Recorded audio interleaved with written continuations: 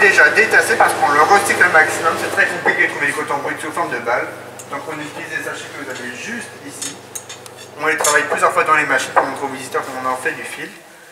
Mais dites-vous qu'avant ici on mettait du coton de balle qui était tassé comprimé, tellement c'était tassé comprimé. C'était juste des plaques de coton. Des pointes qui viennent détasser pour en faire la balle de coton. C'est le même principe que la machine à laver. Ça vient tasser pour en faire. Non, il ne faut pas dire peigner. Et ensuite on arrive ici sur la carde. Donc la carde c'est un cylindre de 1 mètre de diamètre. Et le matériau de coton qui est juste là, il passe par le dessus de la machine. Et sur le dessus de la machine, il y a le chapeau de carde. Et le chapeau de carde, comme une brosse à cheveux, il vient démêler et affiner le matériau de coton. Il est aussi fin qu'une feuille A4, pour vous dire à quel point c'est fin. Ensuite, toutes les fibres sont rassemblées ici grâce à l'entonnoir, et ça ressort ici sous forme de ruban. Ensuite, on passe par ces deux cylindres qui sont juste ici, et on vient s'enrouler dans le pot qui est juste là.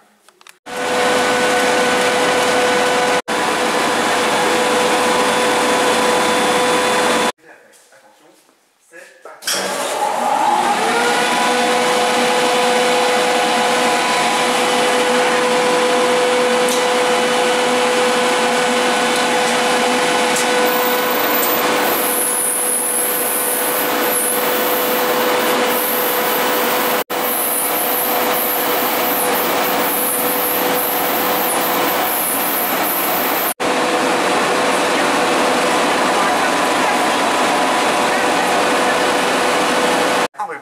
Donc vous avez ici 6 rubans à l'arrière de la machine. Et nos 6 rubans, on vient les faire passer ici à l'avant de la machine. Vous avez ici nos 6 rubans qui arrivent. Vous avez ici 3 cylindres. Le cylindre qui est ici tourne 6 fois plus vite que le premier pour étirer les rubans et aussi pour paralyser les fibres entre elles de chaque ruban. Ensuite on le passe ici par l'entonnoir et on vient ensuite l'enrouler ici dans le pot. Et on vient l'enrouler sous forme de un ruban qui aura 1/6 de chaque ruban de derrière quand ils sont tous rassemblés ensemble.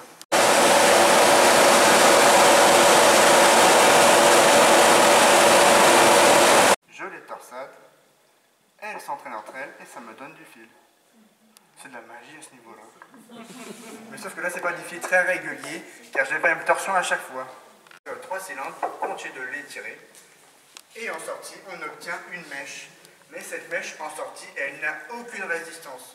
Donc pour donner une légère résistance, on va y donner une légère torsion en la faisant passer ici par les lettres et on va l'enrouler ici sur le combinon qui est juste ici. Avant, ils appelaient ça un tour de cohésion. Ensuite, on roulait sur le combinon qui est juste là. Et ensuite, vous voyez la broche qui monte et qui descend pour que l'enroulement se fasse le plus régulier.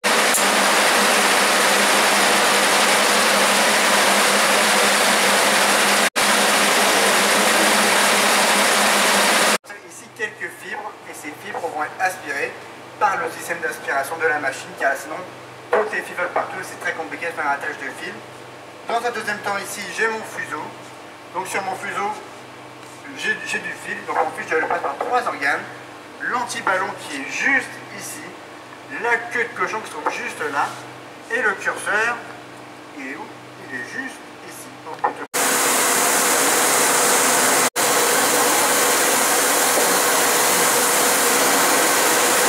on retrouve ici les fuseaux qui viennent de la machine juste avant. Donc nos fuseaux qui font entre 80 à 90 grammes et on vient les enrouler sur des bobines qui se trouvent juste ici, nos bobines qui pèsent entre 1 à 2 kg au maximum. Je vais vous apprendre un nœud qu'on utilisait avant, qu'on appelle le nœud de tisserand. Attention, je regarde parce que je l'ai fait. Ah oui, ouais.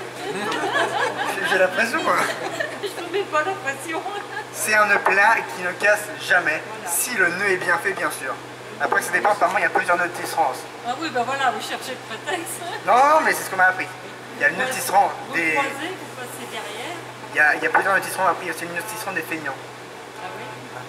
J'ai jamais appris celui-là, apparemment, il est plus simple, mais il tient moins bien. Allez-y, montrez-moi.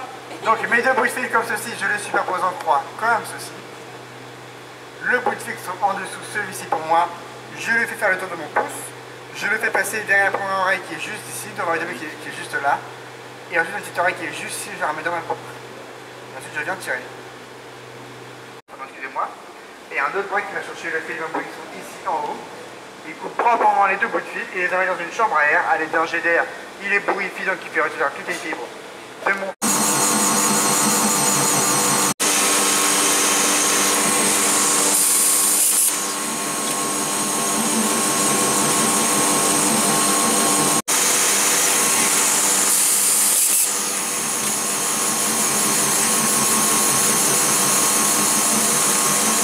Méthode dite aïe-chevaux qui existait avant dans l'usine. Donc j'ai mes bobines qui sont juste ici, je vais les enrouler comme ceci sur les écheveaux. Je vais les enrouler sans le tendre. Je le fais tremper dans un bain de colorant entièrement, je le ressors et comme il n'est pas tendu, le fil va gonfler très légèrement comme il absorbera plus de colorant, comme il n'est pas tendu. Et ensuite je le laisse sécher comme ceci à l'air libre et ensuite je le réenroule sur les bobines et après c'est parti pour la partie de tissage.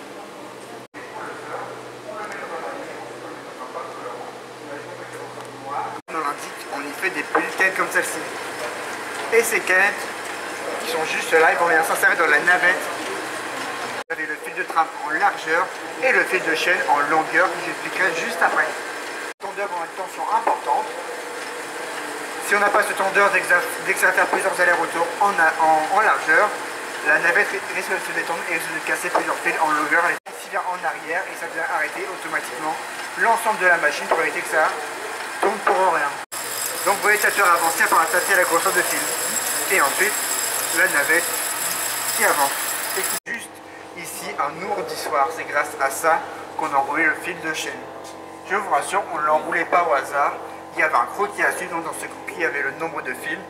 C'était minimum 500 fils et jusqu'à 8000 fils au maximum. Le PV partiteur avec les dents et vous avez ici la manivelle. Donc à l'aide de la manivelle, on écarte pour avoir l'espace nécessaire entre chaque fil. Le tour, envoyez l'air face par face du carton et si vous avez des aiguilles qui se lèvent là, ça veut dire qu'il y a des aiguilles, si vous avez des fils qui se lèvent là, ça veut dire qu'il y a des aiguilles qui sont juste ici, qui sont arrivées en face de mon carton. Rutique est une marque suisse et ce métier à tisser, il date de 1914. Et ce métier a une particularité, vous avez juste ici une boîte de navette fermée comportant ici 4 couleurs en trame. Et on en bien sûr une à la fois, bien sûr, on ne voit pas les 4 en même temps. Et il est commandé par un câble qu'on va perforer comme sur le chacun et picoter. Alors je vous fais pas bien comme ça, vous avez pas le petit picot ici. Et les crochets que vous avez juste là,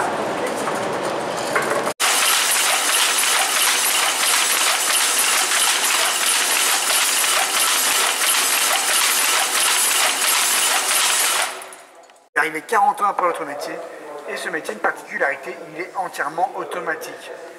Vous avez à l'arrière les lamettes de cache-chaîne en bleu, dès qu'un fil de chaîne casse, elle descend et ça vient arrêter automatiquement le métier. C'est le premier point. Le deuxième point, vous avez juste ici le castram, donc dès que le pain vient tasser, le castram qui est juste ici vient tâter pour voir si le fil de trame est toujours là. S'il n'est plus là, il arrête le métier pour éviter que ça crée des défauts sur le tissu.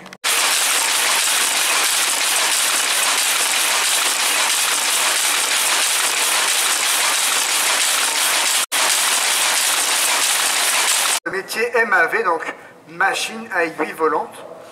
Je vous rassure, les aiguilles ne volent pas vraiment, vous n'allez pas faire attaquer par les aiguilles. Ils sont bien attachés au carter. Si je réussis à les mettre, hop là. Donc ce métier, il date des années 1975-1976 et ce métier a une particularité. On est directement alimenté en bobine de fil de trame sur le côté. Donc grâce à ce procédé, ils ont augmenté le nombre de couleurs en trame de 4 couleurs sur notre métier. Et ici,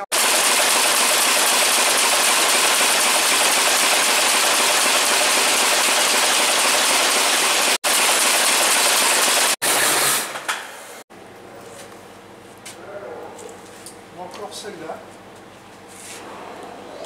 Ces toiles de coton colorées sont importées des Indes par la Compagnie des Indes.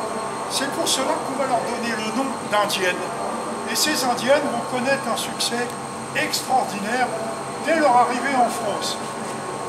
On les utilisait dans l'ameublement pour décorer des lits, des chaises, des fauteuils, pour réaliser des rideaux, des tentures ou des paravents. On les utilisait également dans l'habillement. Vous avez une très belle indienne ici sur le côté de la robe, belle robe de princesse.